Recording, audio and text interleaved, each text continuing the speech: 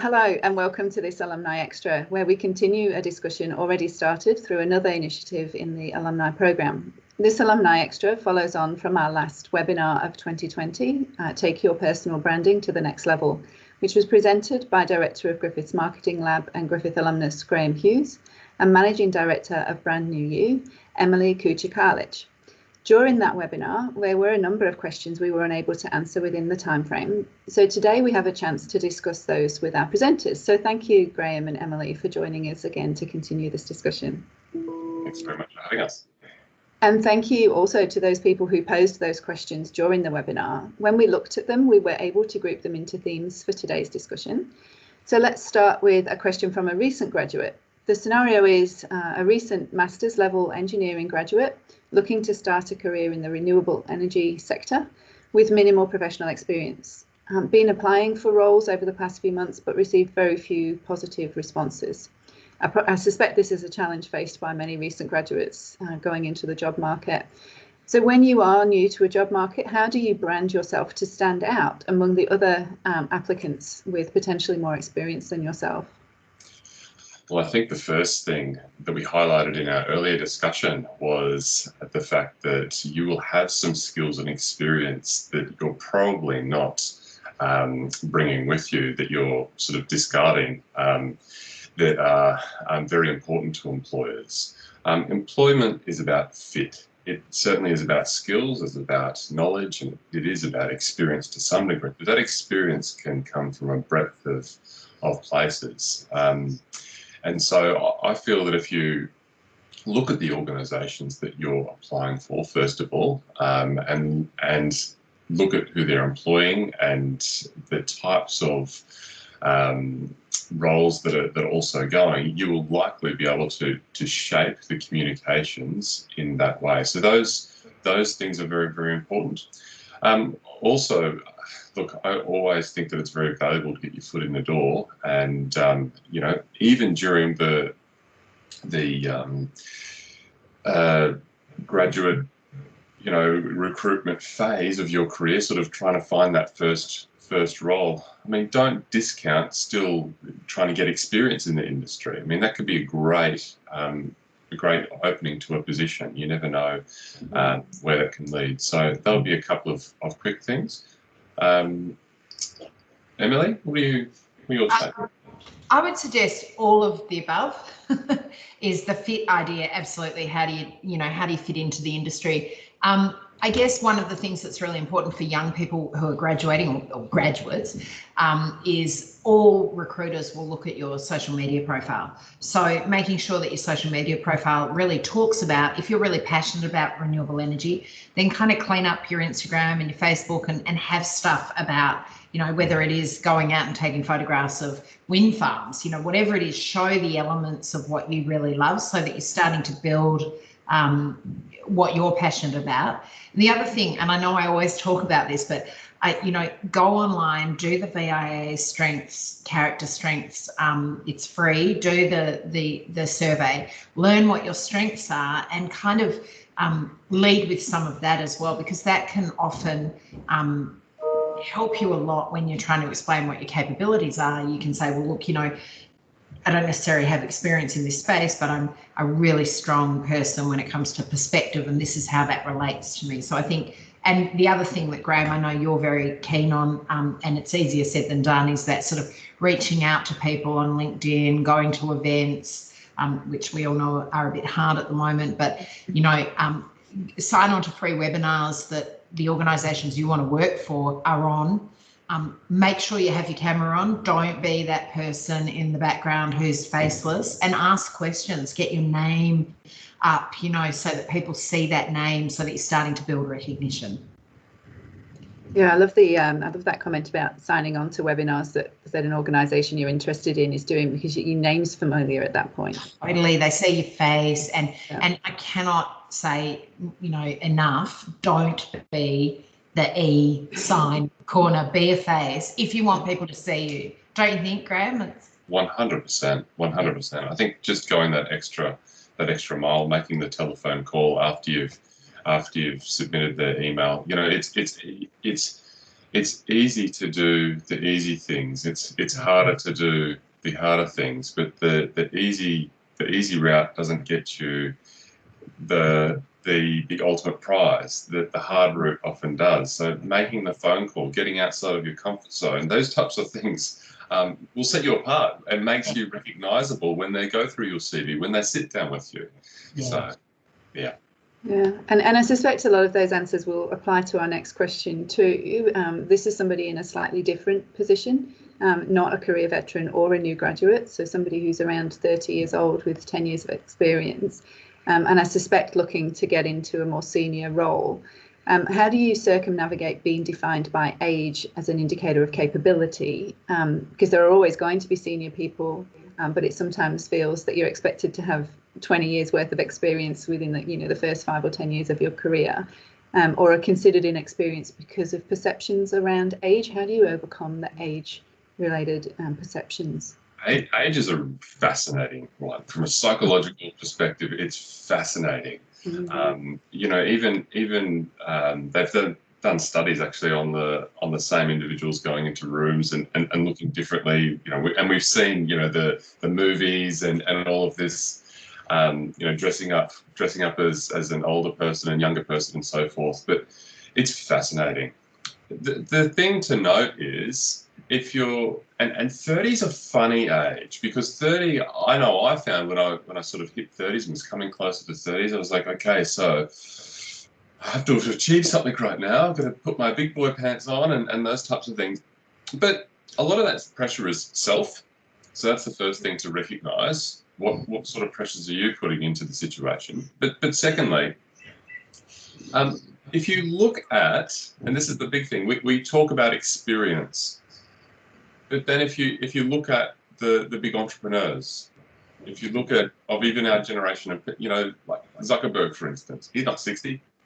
No. Are you going to say that he's got no experience? No, he's got heaps of experience, and there's lots of these scenarios where age doesn't define the experience that you hold. It comes back to your ability. It comes back to you being able to quantify to that organisation that you've got the secret stuff, that you're excited. That I would always prefer to employ somebody who's passionate, who's going to come in and see things with fresh eyes, than somebody who's just going to see things, and continue to do things as they have been done before. Emily? Yeah, and I would add only to it, which is what Graeme was touching on at the beginning, that whole idea of I've hit 30, I've got to put my big boy pants on. The next level is to be a senior manager. Firstly, if you're thinking like that, that's not really going to land you that senior management role. You want to be thinking about these are the things I'm strong at. This is what I really want to do, and I'm going to just work really hard at it and start to communicate with people my strengths in that space. And you will tend to then get scooped up more likely than it's now time for me to have senior written in front of my title. Like, I think we get fixated on that, and it's like we always talk about. We get asked to come in and do leadership programs with teams, and I did one with a big school, and they were like, we're running all our boys through a leadership program because our boys are leaders. And I said, if 200 students are leaders, who are they leading? And so it's that same thing, you've got to have the leaders, and you've got to have people that are the doers or are part of it. And there's nothing, we get this we get to 30 and we think, oh, I'm not a senior manager, I'm not on a partner trajectory, but that might not be your trajectory. And that, I think that stuff is really changing right now. And I think it's much more important to go look at when you don't necessarily have the proof or the experience of something, really lead with potential. So humans overvalue potential significantly, like it's exponential, how we value potential over proof. So you want to use the language of potential. My insight, my perspective, my creativity has the potential to significantly add value to the role. And here's how I would go about it. So it kind of goes in very closely to what you were saying, Graeme. So moving away from that skills and experience language into insights and potential language. And just fixating on job titles will never help you, because you get you know, oh, I want to be a CEO, and it sort of it doesn't work like that. It's so much more organic and wavy. Other than if you're in like a big five or a law firm sort of thing where they have but even there, people inside there get sort of, you know, and I think that world is changing too. And at the opposite end of that spectrum, we have a question from a more mature alumnus who is asking for some advice for a 62-year-old who is reinventing himself. Yeah, I think that's an interesting title to sort of be putting on oneself, like needing to reinvent. There's no reason to throw out the old. You know, I don't think the old is bad either. I probably had the best working relationship with a gentleman 10 years ago, and he had stepped down from a very senior level job in the CBA, and the oh my goodness, the conversations that we would have, the intelligence that was able to be provided, was just absolutely life-changing for others. I think it's how you present yourself. Sure, I mean, you know, if you're thinking about presenting an image that's halfway out the door, okay, well, that's how you're going to be perceived. But if you're still all in at 62, still got a spark, still very vibrant, and want to make change, then look, there's going to be so many opportunities. It's how you frame it, much like the early career person. It's how you frame that experience. I think that there's so much talent to be and things to be learnt from somebody who's had you know some longer innings than people like I have. And I would add that, you know, tell your story as well. Like, you know, I did all this and I discovered this. And so now, you know, I like reinvention. I think that's a kind of fun thing. So, you know, slightly different perspective to Graeme. But additionally to Graeme is don't throw out the old. Say, I did all these things, I learned all this, and in that process, I've decided that I'm now going to redirect myself this way. There's something in that that's really attractive to people, because a lot of people want to do things like that. So if you're someone who's gone, you know, I've been a doctor all my life and now I'm going to be a landscape gardener, that is so compelling. It's like, why? And so just make sure you've got your story really, like a really good, quirky, interesting story. You know, well, I was fixing bones and I decided I was really good with a shovel. So I decided to, whatever it might be, but make it really interesting. And then that becomes energetic and compelling. So don't throw it out, twist it into your story. So maybe refresh rather than reinvent, or redirect, or, you know, those kind of words. So I think, go for it and keep doing it. Have another go in 5 years' time. Everything that came before is still part of who you are. You don't just kind of switch that off and move to a new person. It's all part of building your character and your abilities and skill sets and personality. So we have a slightly different question. This alumnus seems to be combining the challenge of youth with the challenge of geography. So we have a 25-year-old alumnus who's located in Central Australia in their first professional full-time job, and is now ready to move back to a more metropolitan location. They're finding it really hard to sell themselves when applying for jobs. Their profile matches the skill set, but they're still not getting very far. What would your advice be for someone like this, and how can they position themselves in the market? I think, again, being active within the new marketplace is something which should be tapped into. I mean, 80% of the job market is unseen. So they're going to find out about opportunities that exist. They're going to build relationships, which I think are key to establishing oneself. It also shows a commitment to that city or to that geographic area, which I feel some employers will have some potential reservations about. Again, it comes back to that story. What story are you telling? If it's not authentic or believable, And if it's something which causes concern or worry, then obviously they're going to look at other options. But look, I would just invest into attending events, or even if they're online, whatever it is. But just get your feet on the ground and just get active in that new area. And I think that you'll find very quickly that things will turn around. The other thing I'd add to that is, Central Australia is such a unique place to work. I've worked in the Kimberley, so not dissimilar.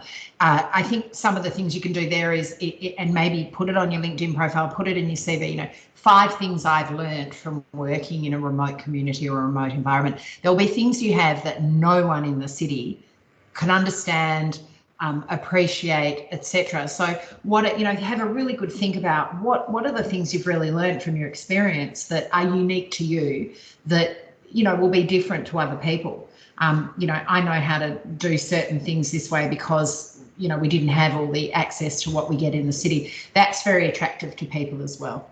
Mm-hmm. And the innovative ability, problem solving ability, all of those kind of things. Yeah, I've seen this, or I've dealt with that.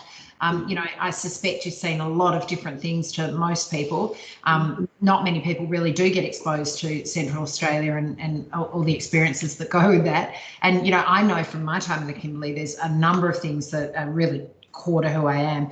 One of the things is never wear white in the Kimberley. I learned that the hard way, but things like that, and see, just even that just makes people laugh. So whatever it is you've learned, it's engaging. People go, oh, she might be interesting. I might give a chat, have a chat to her. And that comes back to that comment you made before about it doesn't matter who your employer is, they're going to check out your social media profile. So if your social media profile is making people laugh, whatever, play it to your strengths, whatever it is. Yeah. Cool. So those questions were generally around age and making progress in your career in a particular industry. The next kind of set of questions were around people wanting to change career or change industry. And we had a couple of questions from alumni working in academia and research where all of their networks are within academia. And they particularly don't want to limit future employment opportunities and might want to transition away from academia into industry at some point. How would they rebrand themselves for this purpose? Would it look like a fail in their initial career path if they try and transition? Well, if they put it into a fail box, then it will look like a fail. But no, not at all. Not at all. They will have experience which is going to be very relevant. Some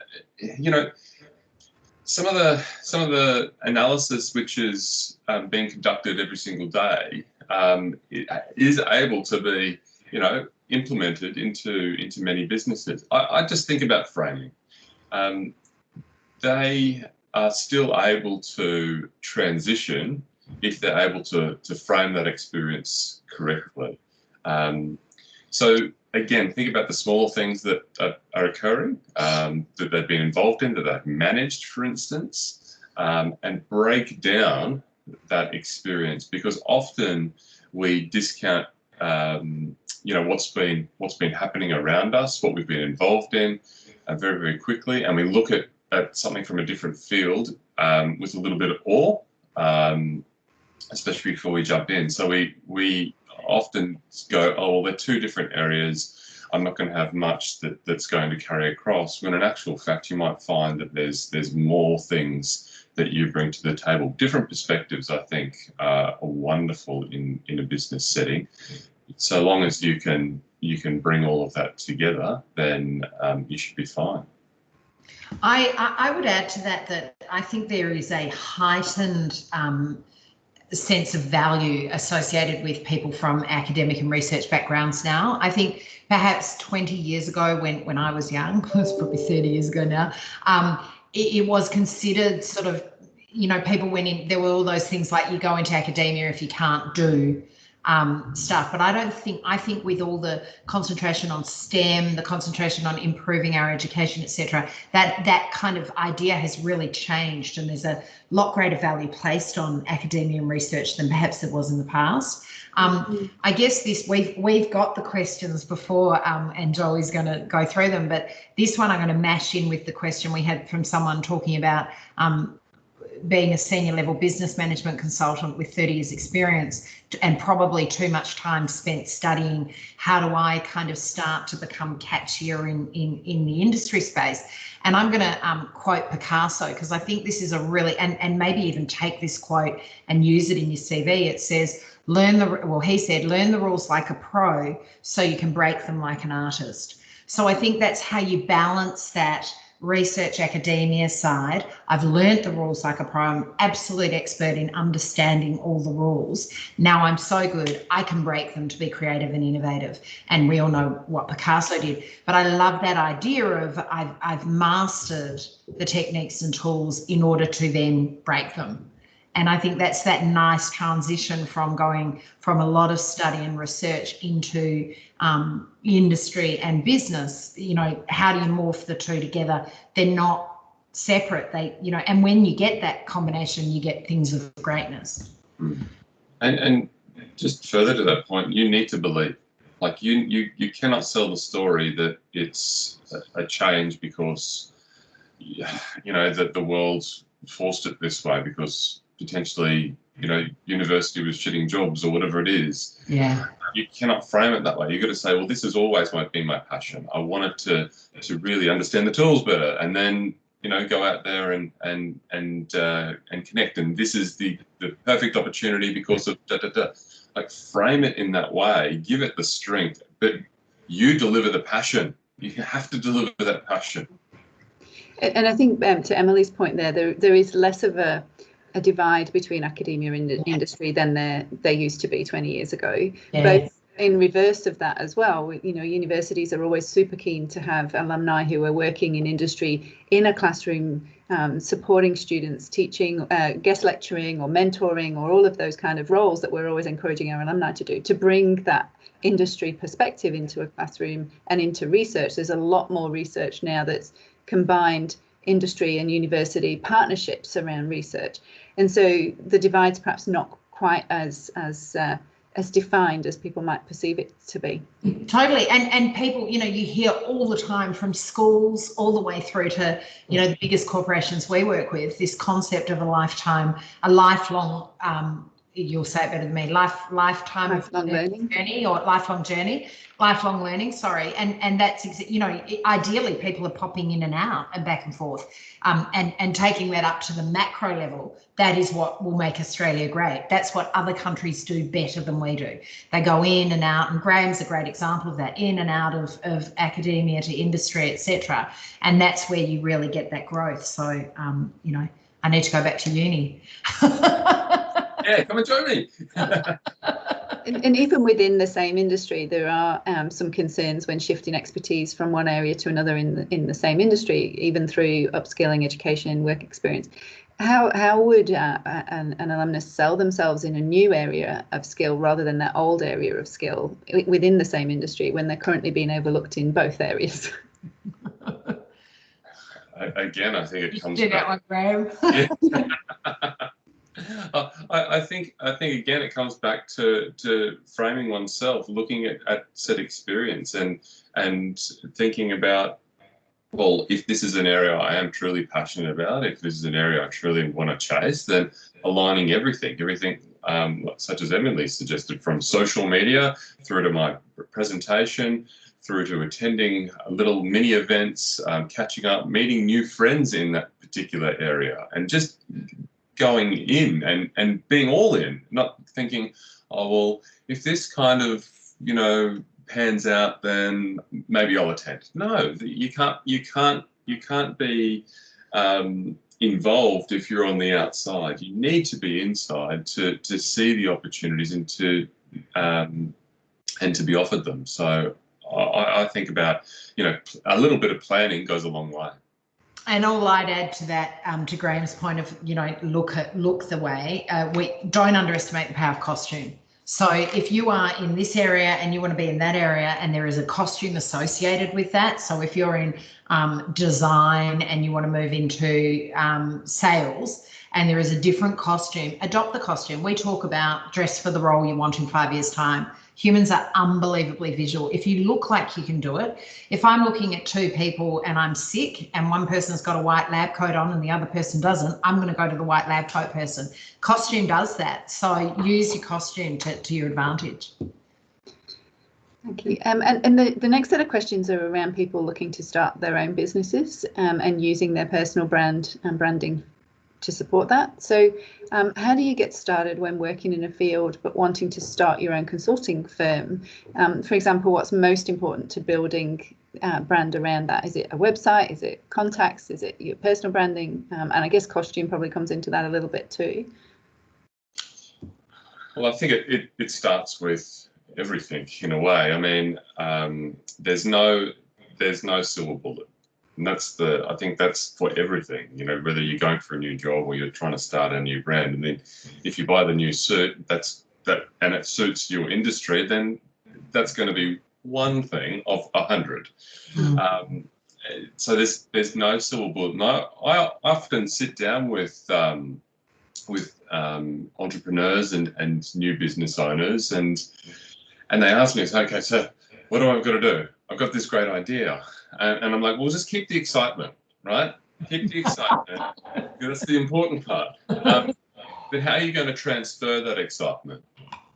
When the brand has actually started today, where is that brand going in 10 years' time, right? So if the brand starts today, you've got to start doing things which reinforce that brand that you want to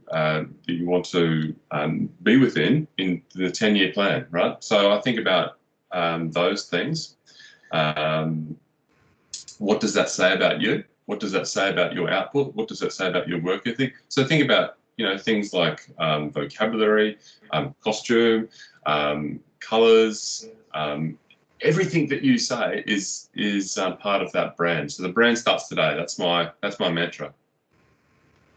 Love it. The only thing I'd add is in consulting specifically, probably the most important element of marketing is word of mouth. So basically, you have to do good work, and people will tell people that your work is good, and you will get more work. Nothing beats it in consulting. 100%. If you actually look at the 4 pillars of promotion, we've got sales promotion, we've got public relations, we've got advertising, and we've got personal selling. Well, personal selling is by far the most effective, because if you look at how we buy items and we look at how we have evolved as humans, we look for social proof. If you pass a piece of advertising or something pops up onto your Facebook and it says best cafe in town, you might go, oh yeah. But if Emily said, look, I was on the weekend, I went to XYZ, I know you like coffee, you should go there. It was absolutely amazing.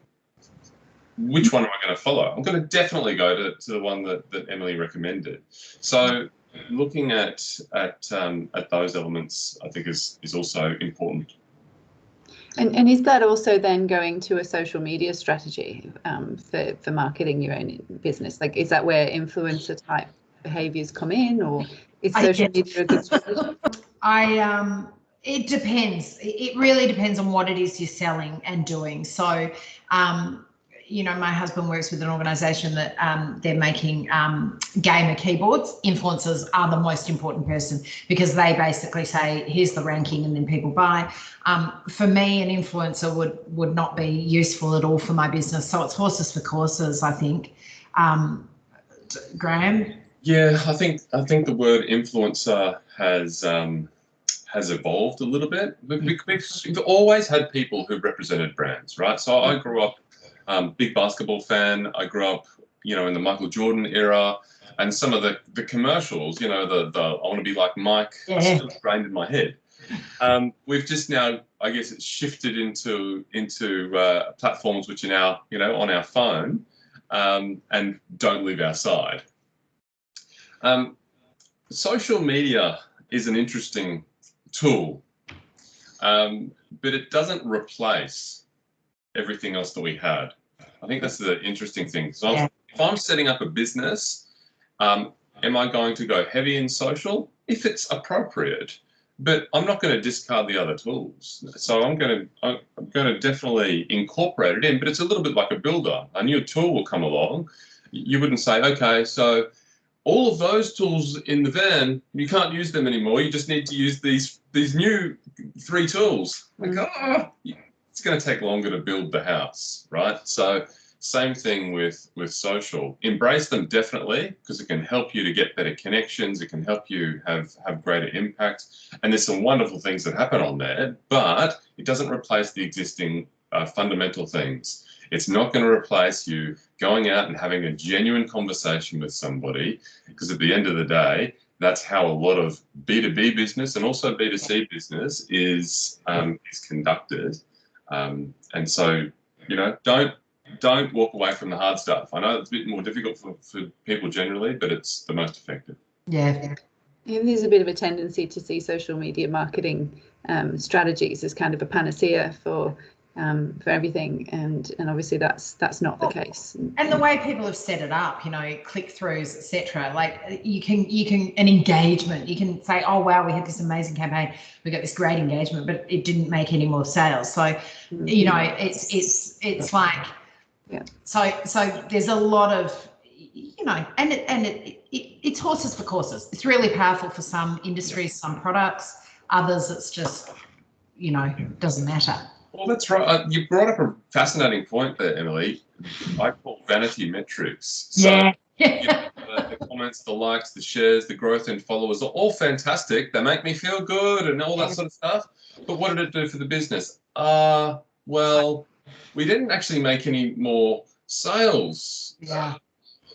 What was the impact? The impact was very minimal. So, look at the metrics as if you're investing into social, and understand it, because the platforms will only provide you things that are in their interest. Invest more into us because it's good for us. That's what they don't say. That's not the disclaimer that they put out, but that's the truth. It's they're providing you reports that are in their interests, ultimately, not yours. And the question that kind of sparked the social media question was around where someone would go to find some professional expertise and input in social media marketing and branding strategies, particularly for someone for who this is not a natural environment. So with all the caveats that you've just put on it, is there a place where someone can go and get that kind of advice? I would say, you know, obviously agencies like us, but I wrote down one of the blogs that I think is pretty good is Social Media Marketing by Michael Seltzner. Yes. He's pretty good, and you know, they send you pretty much every day, but there's a lot of here's how to do this and this and this. So there's and I'm sure Graeme's got more than that are pretty good places to just get.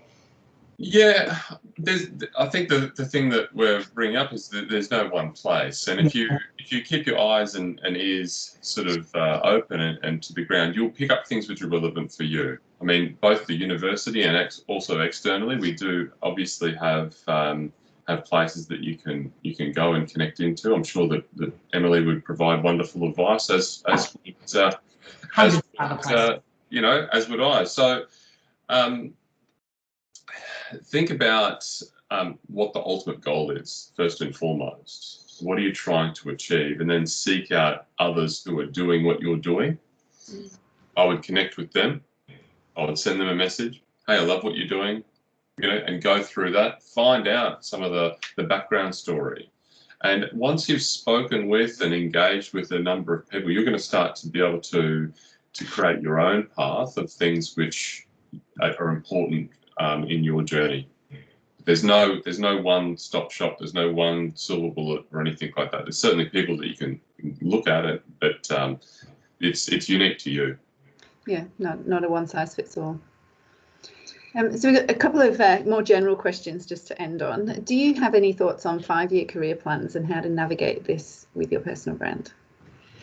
I reckon we're going to completely diverge on this one. Do you want me to go first? Yes, I do. I'd love to. I don't believe in 5-year plans at all. I believe that I don't actually believe in career plans, because when you have a career plan, it's like what I was talking about before. You get fixated on being senior leader X, and the whole point of having a good career is being open to opportunity and being willing and able to grab it when it appears to you. And, you know, 90% of my career, in fact, my entire career was that. just kind of doing my best, learning what I was good at, putting myself in front of people, and then when something came along, grabbing it. So I have a healthy disdain for 5-year plans, because you will only fail and feel really bad that you didn't achieve your milestones. I have a slightly different take, but I do think that you need to be, first of all, authentic to yourself and be kind to yourself. And also, you don't know what you don't know. You don't know your capabilities. You don't know where things are going to evolve, the opportunities that may present themselves. And if you're so fixated on things, often we will turn down opportunities which could lead to greater happiness, greater roles. So I would always be open. I do, however, like a goal, because I feel that it can keep you focused. I see a number of individuals who, I guess, paddle through life a little bit aimlessly. Now, if they're happy, I'm fine. I'm very happy for them. But if that's not bringing one happiness, then I would be, starting to plan one's life a little bit. But yes, I do agree. If you set out to be the CEO of a Fortune 500, and you've got 5 years or 10 years even to do it, you're going to be very, very unhappy. So the goal must be realistic. But I also think that, so long as you set realistic timeframes, you have a good network around you, and you constantly reinvest, and the timelines are realistic as well, then you'll be in a much better place. I feel like we might come to a disagreement here, Emily. No, I think you know what it is? It's horses for courses. It's the character you are and how you work. And I think that's the important thing too, because there's pros and cons of both, and the answer is probably in between. The answer is probably you actually have to have goals. You also have to have goals that are not so rigid that you can be flexible and grab opportunities when they come. Because I think, I see 5 years written down and just think of what would have happened to me if I'd had a 5-year plan and I just went through 2020. So it's got to be that sort of, so I think the answer is always in the middle with these kind of things. So I'm completely naughty and can't bear writing plans and goals, and that is a massive failing of mine. And the other side of that is having them so rigid that you have no flexibility. So, which you're not saying at all. You're actually probably more correct than me. Go in the middle. And he's been more successful than me, so let's go to the right one. Well, I think what you want and who you are changes through time as well. So what you might have wanted when you set your 5-year plan, on year 3, you might not want that anymore. So that and the flexibility in them. And that's fine. I think that most people end up beating themselves up, and then they get upset or depressed because they're not where they thought they were, but they didn't actually take into account all of these other beautiful things that have happened to them, whether that's been in the workplace or out of it. And we've got a fun one for our last question to end on. What is one of the biggest mistakes you've made in building your own personal brand? My easy one for me, mine was just basically trying to be someone I wasn't. So I put a black suit on, I wore fake glasses, and I tied my hair back and went and tried to pretend to be really sedate, and it lasted about 5 years. I can't imagine that, Emily. Yeah, no, it wasn't good. Backfired really badly. But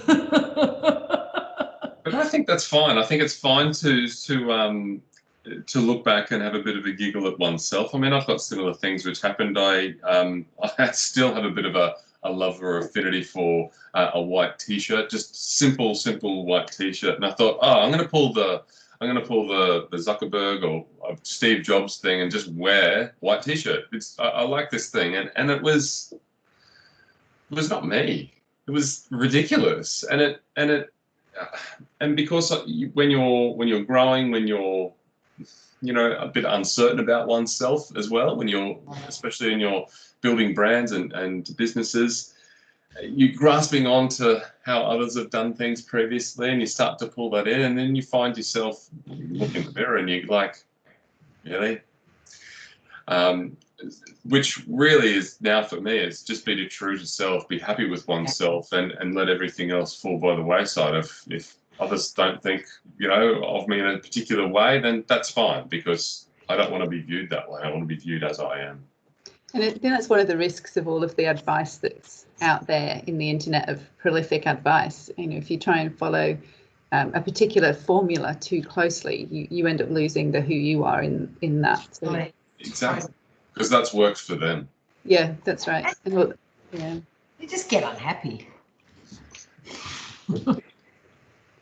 Thank you both for joining me to revisit the questions we didn't get to in our webinar. And there's, I think, still certainly much to learn and consider in building a personal brand and adapting and evolving that as you go through life. But with your advice on hand, both through the webinar and this session, I think our alumni have really got some great tips and tools to work with. So thank you so much for joining us again for this Alumni Extras conversation. And we look forward to bringing more great content to our alumni community soon. Thank you. Thanks, Graeme.